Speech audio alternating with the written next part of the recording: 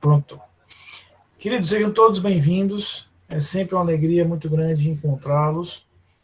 Só aquela sessão de avisos iniciais que eu sempre gosto de fazer, lembrando que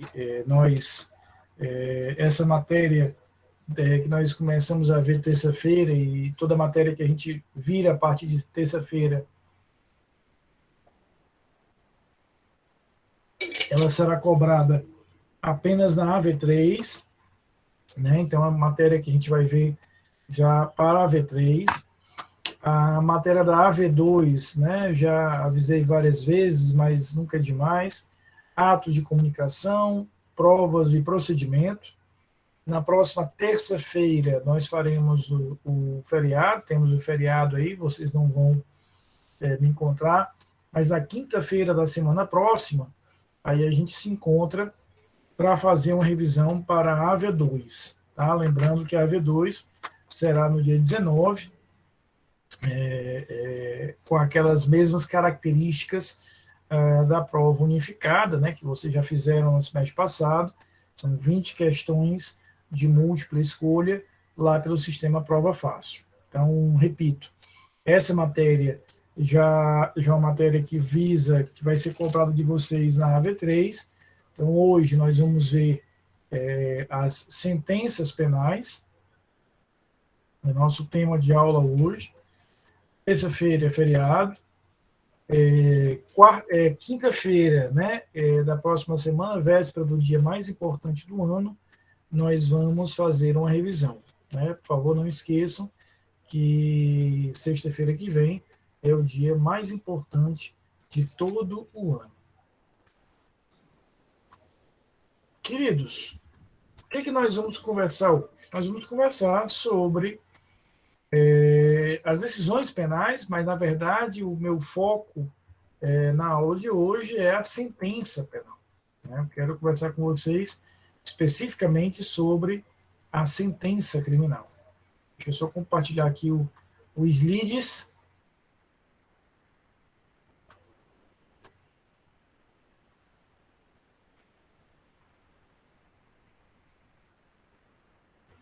Prontinho. Quando a gente fala de decisões penais, a primeira classificação que eu quero ver é uma classificação que já é conhecida de vocês.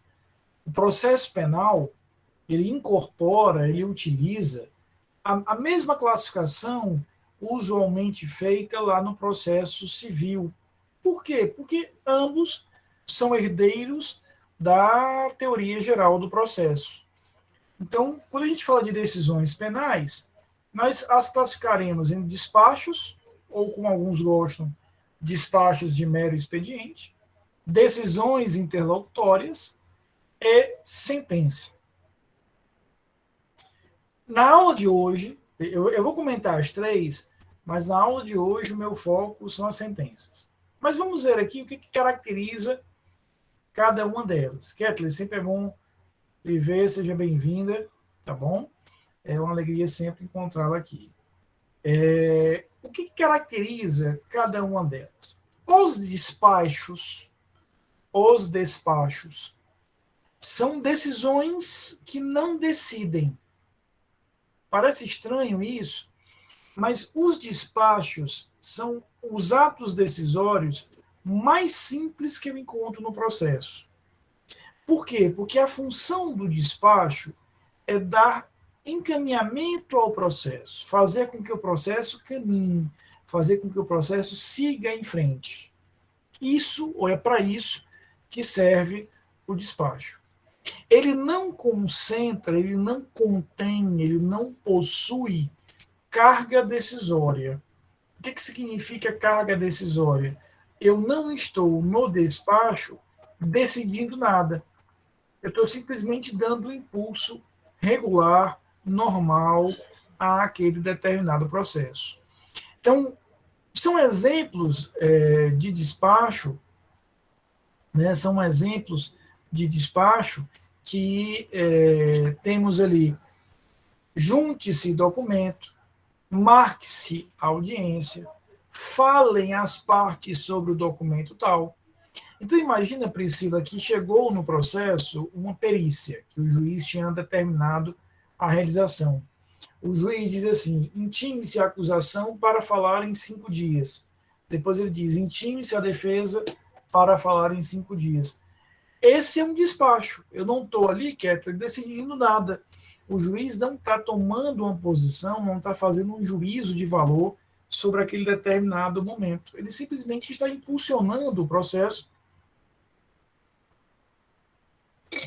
e fazendo com que ele siga em frente, com que ele caminhe, né, para o seu fluxo normal. Repito, agende-se a audiência, intime-se da audiência, intime-se da sessão de julgamento, tudo isso é exemplo de despacho. E ele não possui carga decisória e, por consequência, a gente vai aprofundar isso um pouco mais à frente no nosso estudo, os despachos não são recorríveis. Nós vamos ver que, em regra, contra um despacho, eu não posso apresentar um recurso, eles não são recorríveis. Já as decisões interlocutórias são diferentes. Aqui o juiz já está decidindo algo. Aqui ele já está se posicionando. Aqui ele já tomando um juízo, ou exercendo, ou realizando um juízo de valor. A decisão interlocutória, portanto, ao contrário do despacho, possui carga decisória.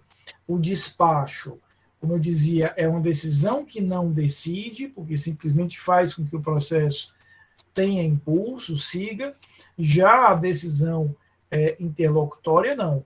Ela decide, ela representa um juízo de valor sobre um determinado aspecto.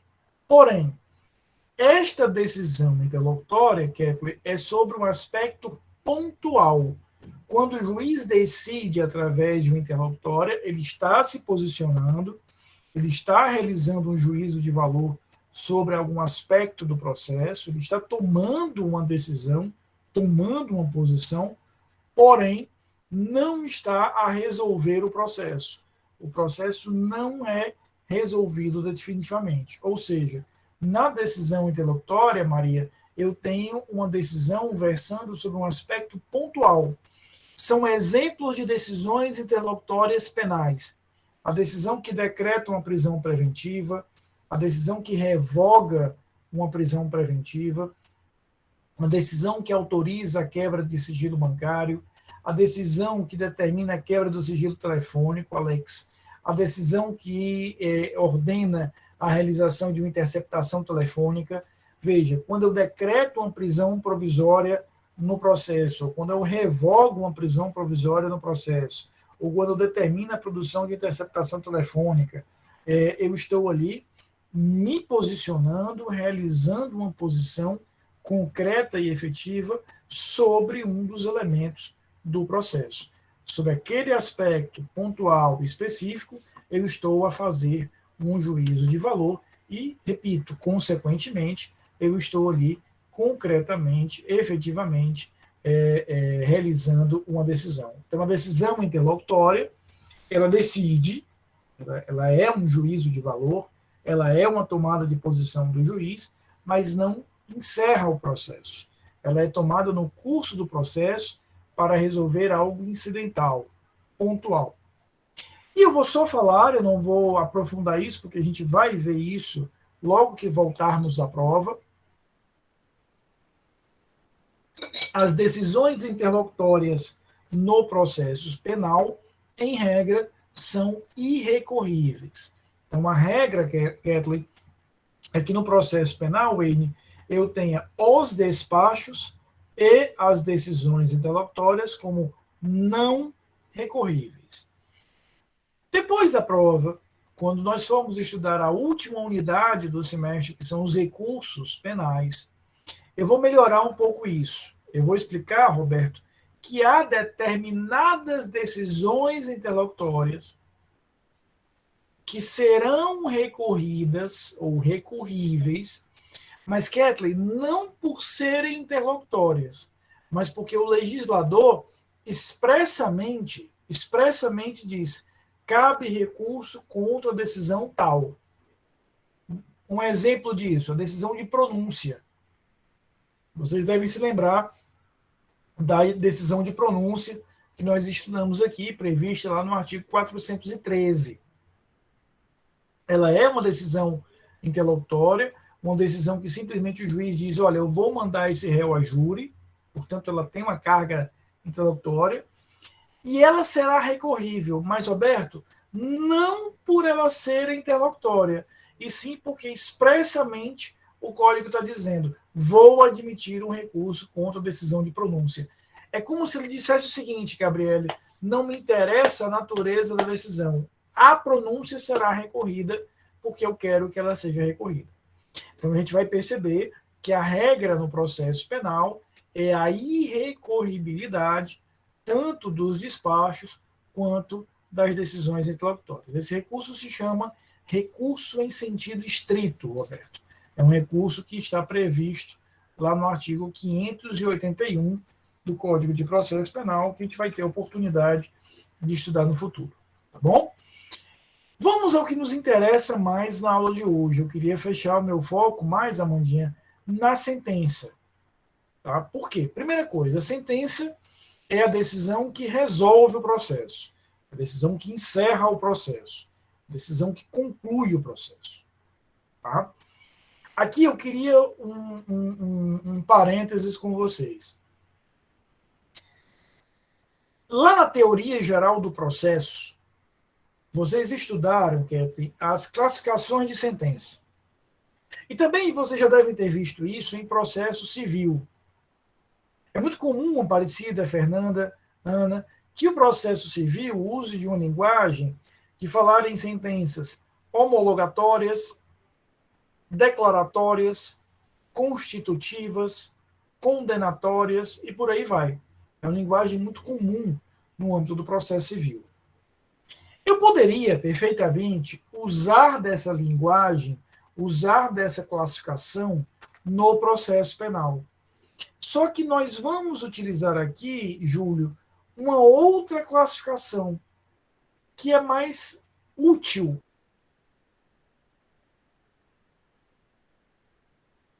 De hermenêutica, que nos ensinou uma coisa que é muito interessante. Ele dizia, Kettler, que não havia classificações certas nem erradas. Haviam classificações úteis ou não. Né? Eu posso classificar um gênero por vários critérios. O que eu vou escolher? Ou seja, qual é a classificação que eu vou optar a utilizar? Aquela, Priscila, que me for mais útil. E a classificação que nos é mais útil é essa aqui. Quando eu separo, quando eu divido, quando eu organizo as sentenças penais em condenatórias, absolutórias e sentenças terminativas de feito. Por quê? Porque o foco do processo penal, o objetivo do processo penal, aquilo que eu estou focando especificamente no processo penal, é a condenação ou absolvição. O processo é feito, Amanda, para terminar dizendo condeno ou terminar dizendo absolvo. Até porque vocês já sabem, eu vou já falar disso com vocês, porque eu vou mostrar onde é que está isso no código, mas vocês sabem, Kettler, que, por exemplo, a dúvida favorece ao réu. Então, se no final do processo eu chegar com dúvidas sobre se aquele evento aconteceu, sobre se você praticou aquele fato, qual é a solução? Indúbio pro réu, na dúvida, absolva. Então, o processo penal, ele é feito, ele é focado para terminar com uma dessas soluções. Condenei ou absolvi. É por isso que a gente usar essa linguagem, usar essa classificação, usar essas espécies, representa algo mais útil do que se a gente usasse aquela classificação do processo civil. O que o doutrinador processual sugere é que a gente utilize não apenas essa dicotomia condenado ou absolvido, mas que a gente use aqui também, Camilinha, uma terceira espécie. E essa terceira espécie, chamada sentenças terminativas de feito, representa uma categoria de sentença, Kathleen, que eu vou entender como uma categoria residual.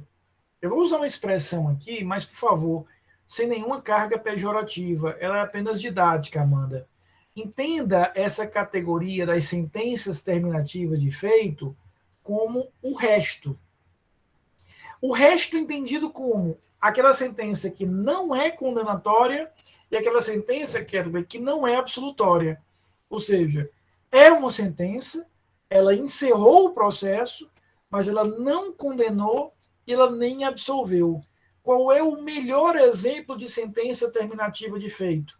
As sentenças que declaram a extinção da punibilidade. Aqui, Gabriele, quando o juiz reconhece a prescrição, quando ele está ali reconhecendo a prescrição, ele está dizendo, olha, eu não tenho como condenar, eu não tenho como absolver, porque houve a extinção da punibilidade, o direito pereceu, o direito de punir do Estado pereceu. Então, nesse caso, aquela sentença terminativa de feito, ela não condena, ela não absolve. Então, eu crio essa categoria para ali localizar, ali classificar, ali abarcar todas as sentenças, portanto, todas aquelas decisões que encerraram no primeiro grau o processo, mas sem condenar, sem absolver. Tem um outro exemplo a dar a vocês. Vocês se recordam da sentença de impronúncia? Pode mentir, tá certo? Pode mentir pro tio Motinha, não tem problema nenhum, não. Tá? Vocês se recordam? Até que vai cair na prova, não precisa ter tanta preocupação assim, né? Só porque vai cair na prova, né? O que é a sentença de impronúncia? Ela está prevista lá no artigo 414, ela acontece só no júri. Lembra que quando termina a primeira fase do júri, eu tenho aquelas 4 possibilidades, né? Pronúncia, impronúncia, desclassificação e absolvição sumária. A gente vai revisar isso semana que vem, mas não podemos perder isso de vista. Isso tem uma forte chance de cair na AV2, porque é uma matéria importante de processo. Então, na decisão de impronúncia, é aquela decisão tomada no final da primeira fase, como muito bem lembra que a Eveline, ela faz coisa julgada só formal, porque o que, que o juiz está dizendo na impronúncia? Olha, eu não tenho comprovação de materialidade, eu não tenho indícios de autoria, não tenho como submeter esse réu a júri, mas eu também não tenho como absolvê-lo. A Eveline e todos os outros devem lembrar que eu usei muita expressão de que a impronúncia lança aquele processo a uma espécie de limbo. Eu nem estou condenado, nem estou absolvido. Né? E como muito bem, repito, lembrou a Eveline, ela faz coisa julgada só formal. Enquanto não ocorrer a extinção de punibilidade, se eu encontrar novas provas, se eu desenvolver novas provas, se eu achar novas provas, eu posso ter um novo processo penal. Então, veja, é um exemplo importante de uma sentença terminativa de feito, porque ela não está condenando, ela não está absolvendo, mas ela está resolvendo no primeiro grau o processo. Até aqui está ok, eu posso avançar, vocês estão caladíssimos hoje, né? Eu não sei o que é isso, né? É todo mundo pensando já no caranguejo, ou simplesmente não me aguentam mais, tem essa possibilidade, não concordem, por gentileza, né? Essas coisas a gente não concorda, nem ri, né? Para que eu não imagine que é verdade, tá? O último exemplo, Priscila, é a sentença de impronúncia, aquela sentença exclusiva do júri, lembra da estrutura do júri, né? No final da primeira fase do júri, o que eu tenho ali? Pronúncia, impronúncia, desclassificação e absolvição. A impronúncia, ela é uma sentença, ela encerra o processo do júri no momento em que o juiz percebe que não dá para avançar para levar o réu aos jurados, mas também não tem as certezas necessárias para absolver nos termos lá do 415. Então, assim, os melhores exemplos de sentenças terminativas são a sentença que declara extinta a punibilidade e a sentença que reconhece a impronúncia, ou que declara a impronúncia no procedimento do júri. Vamos nos concentrar agora na sentença absolutória. A gente percebe, e aqui eu já falei para vocês isso, aqueles de vocês que foram meus alunos no semestre passado, de nada, Priscila, pergunte sempre. Aqueles que foram meus alunos no semestre passado, Camilinha, Levi, vão lembrar que eu dizia o seguinte: olha, o processo penal ele tem uma característica muito interessante, eu até já falei isso esse semestre também, que ele consegue produzir uma certeza a partir de uma dúvida. E isso fica, Kathleen, muito materializado aqui no artigo 386. Veja o que ele nos diz aqui. O juiz absolverá. Primeiro, uma coisa importante, tá? É absolvição, não é absorvição, não. Eu já vi alguns recursos em que dizia o seguinte: por favor, que esse tribunal possa absorver o réu. Se o tribunal absorve o réu passa a ser uma pessoa só, junta com o tribunal, né? Se o juiz absorve o réu, ele se torna uma só pessoa, nunca mais eu separo um do outro, né? Fui falar besteira e me engasguei. Kathleen, eu também já vi uma vez no processo em que o advogado pedia para que o juiz absorvesse o crime, o que é um perigo, porque ele se torna um criminoso. Na hora que ele absorve o crime, ele automaticamente passa a ser um agente criminoso, né? Eu posso absorver um bocado de coisa, mas não dá para absorver um crime, ou pior ainda, um réu. Então é absolvição, tá? Muito cuidado com a linguagem técnica. Um colega, uma vez, eu não sei se eu já falei isso para vocês, eu só acreditei porque eu vi a prova, né, do colega corrigindo a prova, e disse: Rafael, por favor, veja isso, porque depois eu mato o aluno e eu preciso de algum tipo de justificativa. E nesse caso ele tinha, né? Para mim era claramente uma... Pediu, Roberto, e eu te digo, mais de um processo eu vi isso.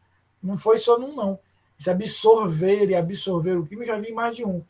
Mas um colega, uma vez, estava corrigindo a prova e me mostrou em que o aluno dizia que o réu deveria ser absolvido. Mas o réu, assim, ó. O réu deveria ser absolvido, né? Isso aí é exatamente o local para onde ele deveria ir. Não, professor, foi o cúmulo. Lara, professor, eu só acreditei porque eu vi. Será que não foi... Vamos aqui pensar, será que não foi por um erro de digitação, não? Ou não sei, né? Porque se foi mesmo por ortografia... Como foi escrita, né? Não tinha negócio de teclado, não rolava. Né? Aí foi na mão. Foi naquela época. Não, foi loucura mesmo. A gente foi loucura mesmo. No papel, né? Foi loucura assim, total. Né? E aí esse meu colega Rafael, por favor, veja isso, porque eu posso amanhã querer matar o aluno e eu vou precisar de algum tipo de defesa. O cara queria, se amostrar, né? Minha mãe usa muito essa expressão, Camilinha. Não, o fulano tá só para se amostrar, né? Que ele fala outro idioma e acabou se amostrando da pior... Exatamente, Rafa, aparecer. Então é absolvição. Então o que diz aqui o 386? O juiz absolverá o réu mencionando na parte dispositiva, e aqui eu queria só entender o seguinte: a sentença ela é dividida em 3 partes fundamentais. A primeira delas é o relatório. Ele vai descrever o que acontece aqui. Né? A segunda parte é a fundamentação. O juiz vai explicar efetivamente os motivos pelos quais eu tenho essa fundamentação. Por que ele está tomando aquela decisão? E a última parte da decisão é o dispositivo. É o dispositivo. O que é o dispositivo? O mandamento. O dispositivo é a conclusão.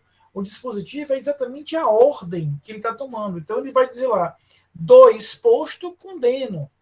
Posto isso, absolvo. Diante de todo o exposto, condeno a pena tal. Então, eu descrevo o que aconteceu no processo, eu fundamento a minha decisão e, ao final, a parte dispositiva é exatamente a decisão em si. Ali eu vou dizer: condeno, olhei, absolvo. Tá? Amandinha, fico feliz de poder alegrar vocês, pelo menos isso, nesse momento. É muito difícil ainda para mim estar longe, eu gosto da interação de sala de aula. Camilinha, por exemplo, a terceira disciplina seguida, que ela é minha aluna e eu não a encontrei ainda, né? Nesses tempos distópicos que nós estamos vivendo. Mas vocês não conseguem imaginar o nível de sofrimento de um professor. É pesado, a gente se depara com cada situação. Eu me lembro de uma vez, um aluno, foi inclusive na Unifor, ele tirou 1 na prova. 1. Nota, 1. E convenhamos, para um aluno tirar 1 numa prova minha, ele tem que se esforçar muito. Né? Ele tem que se esforçar demais.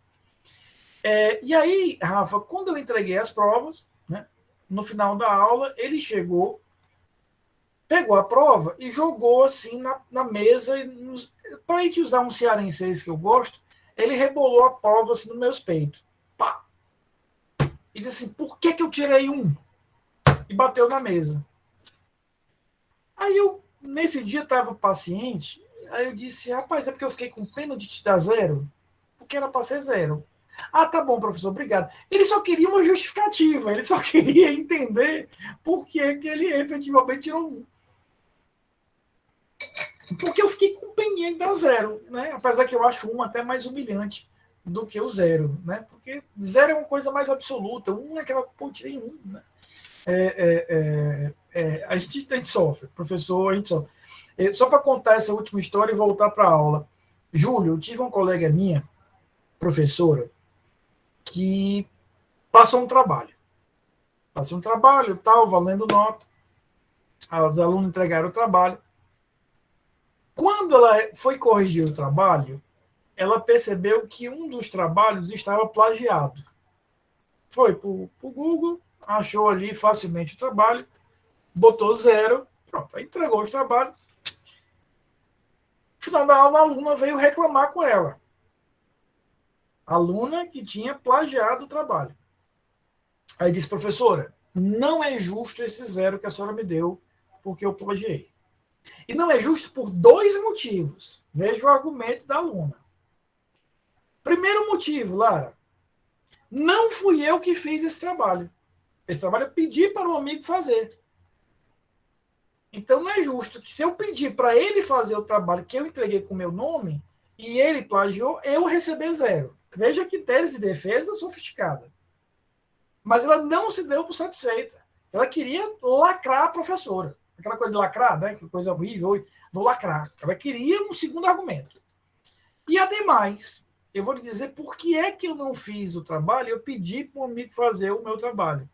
Porque a minha filha está participando de um concurso de beleza e eu precisei acompanhá-la no salão, prova de vestido, né? E por isso não é justo eu receber o 0, porque, afinal de contas, eu não tive como fazer o trabalho, e, além do mais, quem plagiou foi o colega.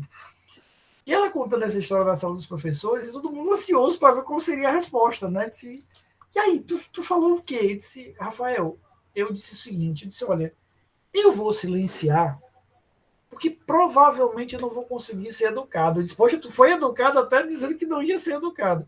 Então eu prefiro não falar nada. Uma boa noite, foi embora. Eu disse que eu não conseguiria, porque a vontade que eu tinha era de dar na cara da aluna. Né? Então eu preferi não falar nada. Foi uma saída muito educada. Né?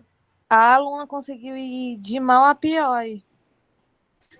É surreal, porque a lógica de que eu não mereço 0 porque eu pedi para um colega fazer. Né? E o colega, inclusive, foi coxinha total. Né? Mas faço. Pode deixar que eu faço. Né? A gente nunca sabe para quem trabalha. Queridos, então o artigo 386, o que está dizendo? Nessas 3 partes da sentença, relatório, dispositivo e relatório, fundamentação e dispositivo, o juiz deve indicar no dispositivo, posto isso, absolvo o réu, e ele vai ter que indicar com base em que inciso ele está fazendo isso.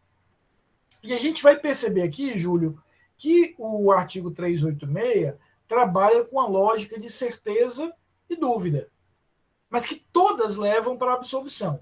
Inciso primeiro, estar provada a inexistência do fato, ou seja, tem um juízo de certeza, o fato não existiu.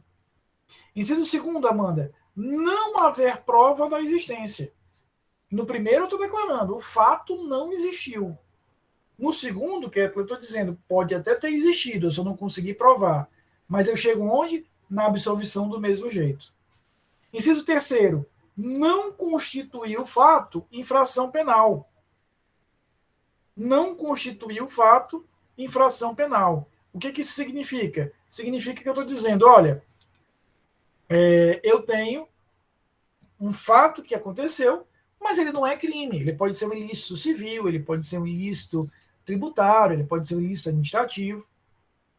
Inciso quarto, estar provado, certeza, juízo de certeza, que o réu não concorreu para a infração penal. Ou seja, o fato aconteceu, houve aquele evento, ele é tipificado, definido como crime, mas aquele réu não foi autor, não foi coautor, não foi partícipe em relação a isso. Tá? A gente vai ter aqui esse determinado contexto. Inciso 5º, não existir prova de ter o réu concorrido para a infração. Então, veja, o inciso 1º e o inciso 2º, e o inciso 4º e 5º, eles têm a mesma lógica, certeza e dúvida. Então, veja, Ketley, está provado a inexistência, não haver prova da existência, certeza e dúvida. Camilinha, estar provado que o réu não concorreu, não existir prova de que o réu concorreu.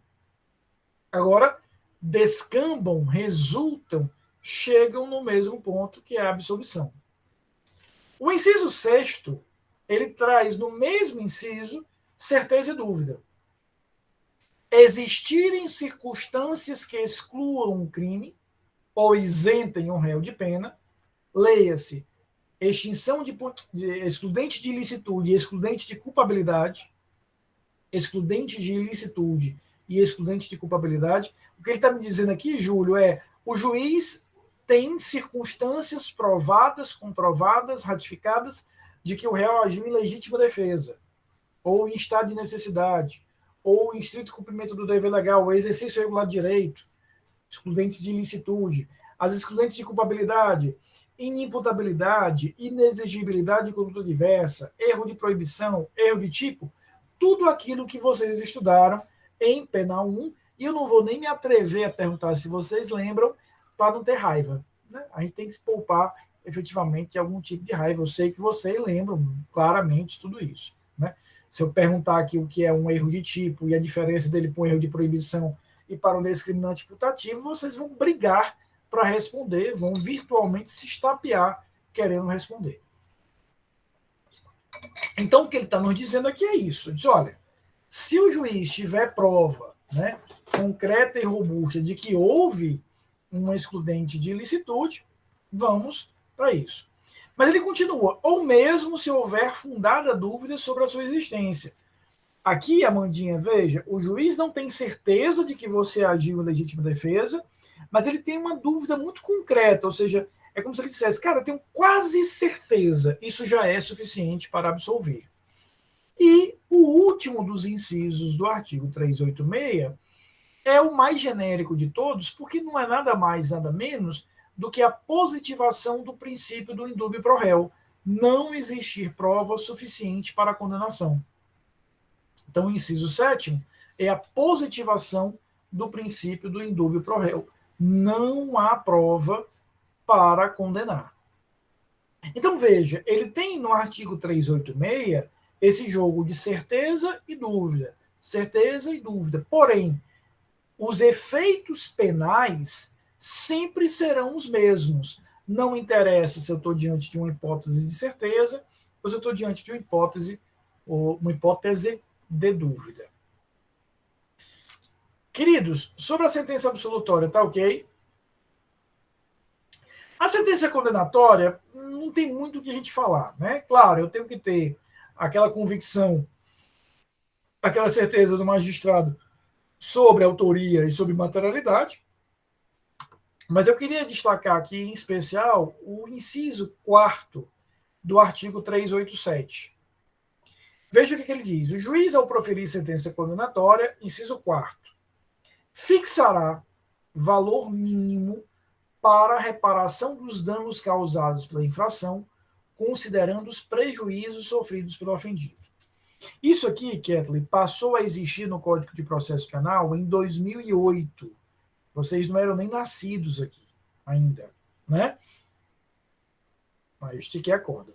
2008 estava pequenininho, Camila tinha 2 anos de idade, mas já era nascido. Mas, veja, aqui o que foi que o Código passou a dizer? Passou a dizer o seguinte: juiz, o senhor, na hora que o senhor for julgar o processo criminal, o senhor condena, o senhor calcula a pena, veja, um raciocínio puramente penal. E fora tudo isso, na própria sentença criminal, até porque ela é um título executivo judicial, o senhor já vai indicar um valor mínimo a título de reparação de danos. Veja, o juiz criminal, Eveline, não tem a obrigação de esgotar, de exaurir o valor total da reparação. Ele não precisa aqui ter em mente todo o dano material sofrido, todo o dano moral sofrido. Basta que ele fixe um valor mínimo. Isso é suficiente para que ele possa garantir a sentença. O objetivo disso aqui é dar à vítima, Amanda, uma condição de executar isso de uma forma mais imediata. Porque é como se eu dissesse, cara, você merece, como um valor mínimo, um pagamento aqui de 20 mil reais. Então, esses 20 mil, eu já posso executar de forma imediata. Júlio, eu vou responder de uma forma mais ampla, mas para que a gente possa entender. A sentença penal condenatória, Júlio, sempre foi um título executivo. Ela sempre foi um título executivo. Por quê? Porque ela reconhece que você praticou um fato esse que causou um dano. Só que para que eu possa executar um título executivo, desculpa a redundância, mas é uma outra forma de falar isso, para que eu possa executar um título executivo, ele precisa ter 3 elementos, concomitantemente. Ele precisa ser certo, ele precisa ser exigível e ele precisa ser líquido. A sentença penal, Júlio, não era, até 2008, líquida. Ela era certa, ela continha ali um direito, ela era exigível a partir do momento em que houvesse o trânsito em julgado, mas ela não era líquida. O que acontecia? Eu tinha que pegar aquela sentença penal, ir a um juízo civil, liquidá-la, por aqueles critérios que vocês vão ver com meu querido amigo Nilson lá em processo penal, processo civil, liquidação por artigo, liquidação por arbitramento, vou liquidá-la, na prática eu vou colocar ali um valor naquela sentença, e aí eu sim posso executá-la. O que fez o legislador aqui em 2008, Júlio, foi tornar a sentença penal, olha o que eu vou dizer, parcialmente líquida. Porque eu já tenho ali um valor mínimo. Então, em relação a esse valor mínimo, eu já posso executar de imediato. Claro que quando eu digo aqui posso executar de imediato é quando houver o trânsito em julgado da sentença. E quanto ao resto do dano que eu mereço, que eu entendo merecer, aí eu vou continuar tendo a possibilidade de liquidar para receber o restante. Então, imagina comigo aqui, Júlio, o seguinte.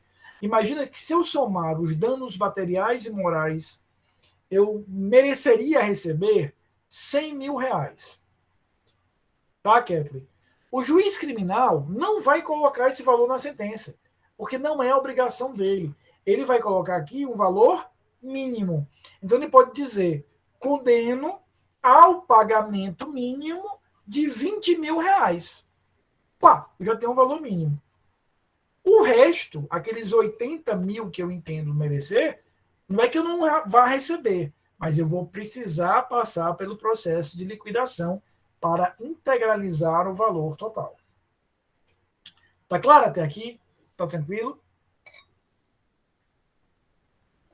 Para usar uma alegoria, e não é assim, viu? Que fique claro, não é assim, apenas uma alegoria que eu vou usar. É como se o juiz entregasse, Kathleen e Lara, à vítima, 2 cheques. Um cheque em branco, que é aquele montante que eu vou liquidar lá no processo, e um cheque no valor mínimo, por exemplo, de 20 ou 30 mil reais, o que for. Não. Aí o juiz civil, excelente tua pergunta, Julinho, ele vai começar a partir disso aí. Ou seja, o juiz criminal já fixou pelo menos 20 como um valor mínimo, ele só vai integralizar, ele só vai, bem que usar um cearense que vocês sabem que eu adoro, inteirar a conta, ele dá uma inteirada naquela conta. Ele fica vinculado porque exatamente aqui eu tenho um valor mínimo. E uma última coisinha sobre esse inciso 4º. A jurisprudência se consolidou para dizer o seguinte: o juiz criminal só fixa esse valor, o juiz criminal só vai fazer isso na sentença se houver um pedido expresso na denúncia ou na queixa. Então, se na denúncia ou na queixa eu peço para que o juiz, ao final do processo, fixe esse valor mínimo, ele o faz. Se na denúncia ou na queixa ninguém falou sobre o valor mínimo, aí eu vou ter que liquidar integralmente a sentença. Queridos, até aqui está ok. Vocês estão caladíssimos hoje, estranhamente calados, mas diga, Mandinha. Professor, pode repetir só essa última parte sobre esse pedido na denúncia ou na queixa? Posso. A jurisprudência entendeu, isso foi logo depois dessa mudança em 2008, isso já é hoje absolutamente pacífico, que esta fixação do valor mínimo não era algo automático e a ser feito de ofício pelo juiz. O juiz só faz se lá na inicial, ou seja, na denúncia, se eu tiver numa ação pública, ou na queixa, se eu tiver numa ação privada, a parte pedir. Então, ela vai pedir, olha, condene um réu e fixe o valor mínimo. Então, o juiz só vai fixar esse valor mínimo, Amanda, se houver um pedido na inicial. Se a parte não tiver pedido, aí eu volto àquela pergunta anterior, eu continuo tendo ali um título executivo, só que ele é completamente ilíquido. E aí eu vou ter que passar pela liquidação total antes de executá-lo. Tá? Queridos, até aqui está ok. Por quê? Porque a gente vai avançar agora para a última parte da aula. E eu queria muita atenção de vocês nessa parte. Por quê? O que eu vou explicar agora não é difícil. Não é difícil. Tem nomes complicados, mas a gente vai entender que não é difícil. Mas eu queria a máxima atenção de vocês, porque em 10 minutinhos eu explico. E a gente nunca mais esquece. E nunca mais confunde. Mas é importante ter esse foco. O que é que eu tenho? O chamado Instituto da Emmentatio Libelli e a Mutatio Libelli. Repito, os nomes são complicados, mas a ideia é muito mais simples do que a gente imagina.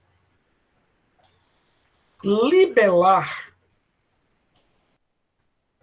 numa tradução livre, significa acusar.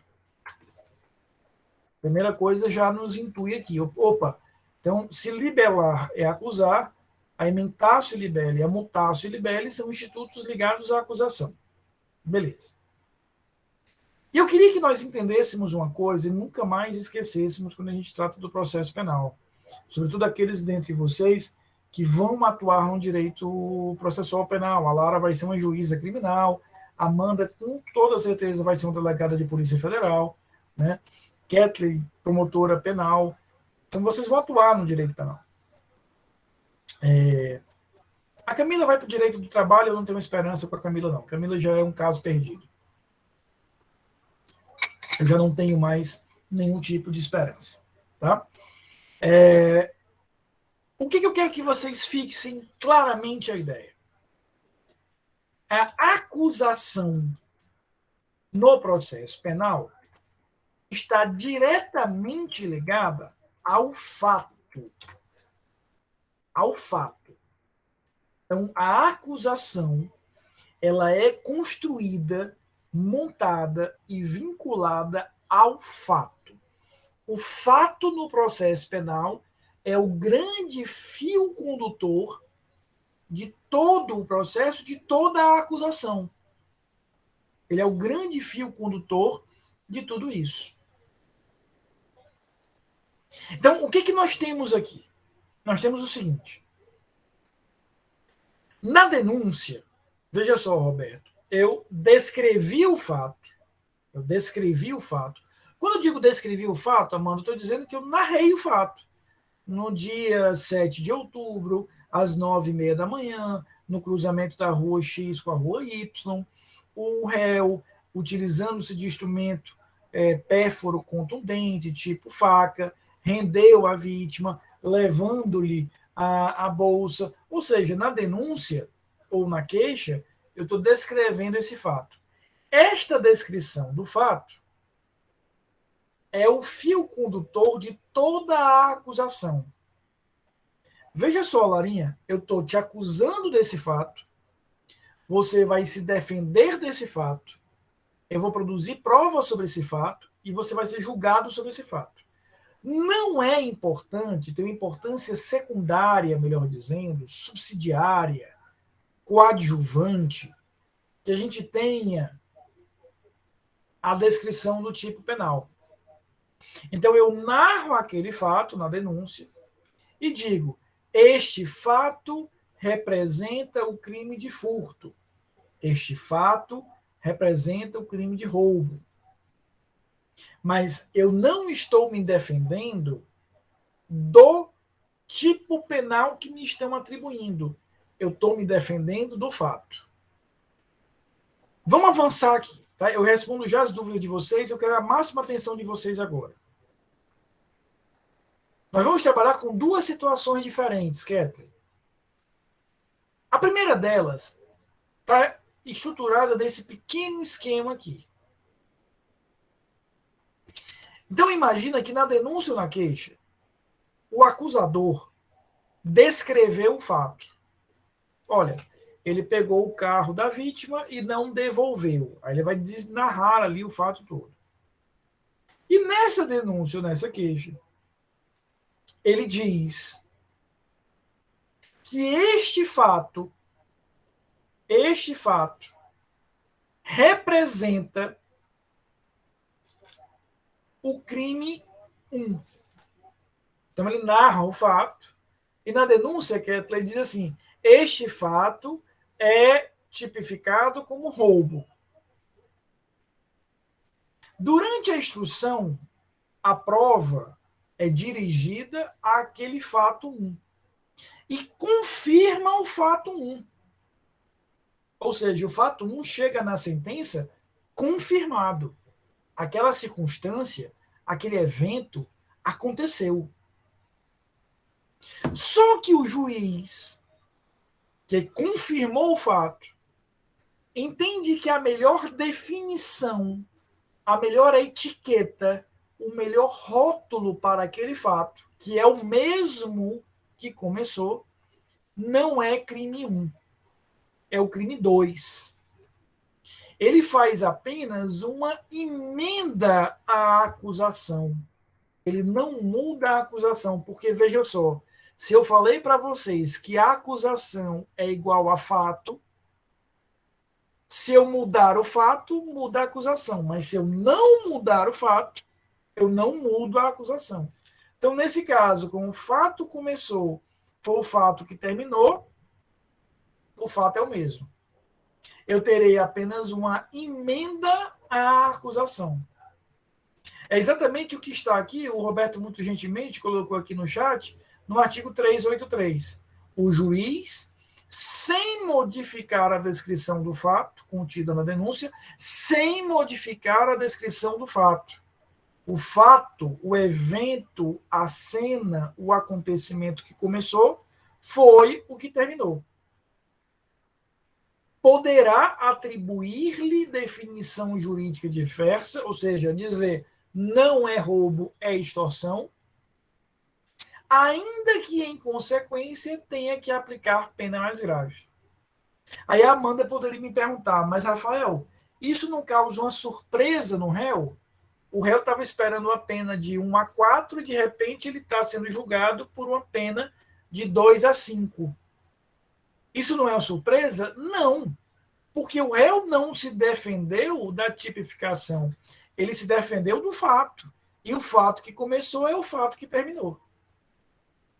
Vou usar uma alegoria bem simplesinha. Imagina que eu usasse essa garrafa para dar aula lá no Unifor. Eu colocasse aqui uma etiqueta: garrafa para dar aula no Unifor.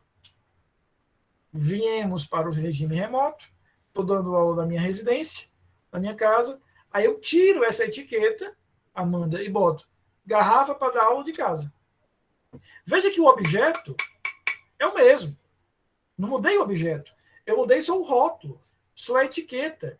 Na linguagem do 383, a definição do fato.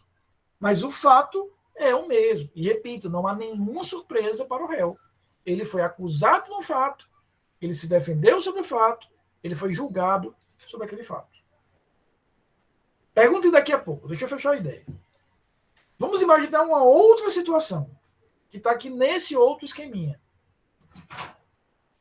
Houve a descrição do fato, essa descrição do fato representa o crime 1, segundo o que diz lá o acusador. Só que quando começaram a ser ouvidas as testemunhas e produzidas as outras provas, a gente começa a perceber que o fato não foi bem daquele jeito. Imagina, por exemplo, aqui, Amandinha, que o acusador diz assim, olha, o fato foi assim, o cara entrou na sala, aproveitou que não tinha ninguém, pegou a bolsa e levou a bolsa. Isto representa o crime de furto. É o que tem aqui na denúncia. Quando as testemunhas foram ser ouvidas, Lara, elas começaram a dizer, não, doutor, não foi assim, não. Foi diferente. De fato, ele, quando entrou, não tinha ninguém. Mas na hora que ele foi saindo, eu, a fulana e o Beltrano, chegamos, ele sacou uma arma, disse que a gente ficasse quieto e calado e foi embora levando a bolsa. Veja, o fato, a cena, o acontecimento está mudando.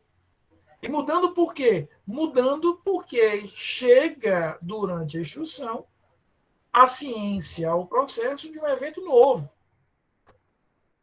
E aí, o fato que chegou na sentença foi um outro fato. Lembra de uma brincadeira antiga do telefone sem fio? Você falava para uma pessoa, falava para outra, é o novo, né? Eu digo é vale. O que não faz para explicar processo penal? É isso que aconteceu aqui. Então, vejam só. A tipificação correta será o crime 2. Mas por um motivo diferente. No exemplo anterior, na situação anterior, que é na estrutura anterior, o juiz estava só dando uma nova roupagem sobre o mesmo evento. Aqui o evento é outro. Veja o que nos diz aqui o artigo 384. Encerrada a instrução probatória, se entender cabível nova definição jurídica do fato, até aqui está igualzinho, a diferença começa agora. Em consequência de prova existente nos autos de elemento ou circunstância da infração penal não contida na acusação, leia-se na descrição inicial do fato, o Ministério Público deverá aditar a denúncia ou queixa em 5 dias, claro, ele vai aditar a denúncia e, no caso, o ofendido a queixa, se em virtude disso tiver sido instaurado o processo de ação pública, reduzindo o termo, etc. Então, o que vai acontecer? Na hora que terminar a instrução, que o juiz percebe, Amanda, que o fato que chegou até ele agora é diferente daquele fato do começo, ele não pode julgar imediatamente. Júlio, ele não pode julgar imediatamente. Ele para o processo, manda que a acusação adite a acusação, agregando aquela novidade, nesse exemplo que eu falei para vocês, o uso da arma. Consequentemente, pelo contraditório, Lara, a defesa tem a oportunidade de falar e até mesmo produzir provas sobre esse evento novo, e só depois o juiz vai poder julgar. Então, vejam só, tanto na ementatio libelli, que é um mero ajuste, como na mutatio libelli, ou seja, eu estou mudando a acusação, olha para cá. Tanto aqui quanto aqui, vejam que essa linha de baixo não mudou. Ela está igualzinha, ó, nos dois esquemas. Eu te acusei do crime 1 e você foi condenado pelo crime 2. Qual é a diferença? É o que causa essa mudança. Na ementácio, é uma mera interpretação distinta do mesmo evento. Na mutácio, eu tenho uma mudança do evento. E aí é fácil entender por que a gente fala de mutácio. Porque se fato é igual à acusação, se eu mudar o fato, mudou a acusação. Mutatio libelli, mudança da acusação. Qual é o efeito prático? Se na ementácio o juiz não precisa ouvir mais ninguém, pode sentenciar imediatamente, inclusive aplicando uma pena mais alta, aqui ele dá uma parada. Antes de sentenciar, ouve a acusação sobre o fato, ouve a defesa sobre o fato, e aí sim sentencia. Porque se ele não fizer isso, será uma surpresa. Porque aí o réu vai dizer o seguinte, Kettler, peraí, juiz, o senhor me condenou por um fato que não foi o que eu me defendi, não. Eu me defendi desse aqui. O senhor está me condenando por esse. Então eu preciso oportunizar as partes a chance de falar. Ficou claro a diferença entre a ementácio libelli e a mutatio libelli? Posso, Júlio. Imagina, eu vou te dar o exemplo da mutácio é esse que eu te falei, tá? Imagina que eu descrevi na denúncia que o cara invadiu lá a sala, não tinha ninguém, levou a bolsa, e durante a instrução, ele, de alguma maneira, as testemunhas dizem, olha, não foi isso que aconteceu, o fato não é esse, o fato é outro, né? O fato é que ele entrou naquele determinado local, levou aquela determinada bolsa, mas quando saiu, ao sair, ele usou de arma. Então veja que o fato passa a ser um outro. Eu passo a conhecer, durante a instrução criminal, um determinado evento, uma determinada circunstância que não era minha conhecida durante o início do processo e que interfere diretamente na definição do crime. Muda-se o fato e muda-se, por consequência, a definição legal. Já na ementácio, não. O fato permanece o mesmo. O fato permanece rígido, mas ele não vai ser modificado, alterado. Então, eu estou mudando apenas a definição, a roupagem, o rótulo que eu dou efetivamente àquele determinado fato. Ficou claro tudo isso? Tá tranquilo? Queridos, então lembrando, né, na terça-feira nós temos um feriado, né, que é o feriado de 12 de outubro, feriado nacional. Nós vamos, portanto, não nos encontrar. Na quinta-feira da semana que vem, aí eu vou fazer uma revisão já visando a nossa prova do dia 19, a nossa AV2. Tá bom? Deixa eu só concluir aqui a chamada, estou finalizando aqui a chamada, já só um minutinho, e já vos libero.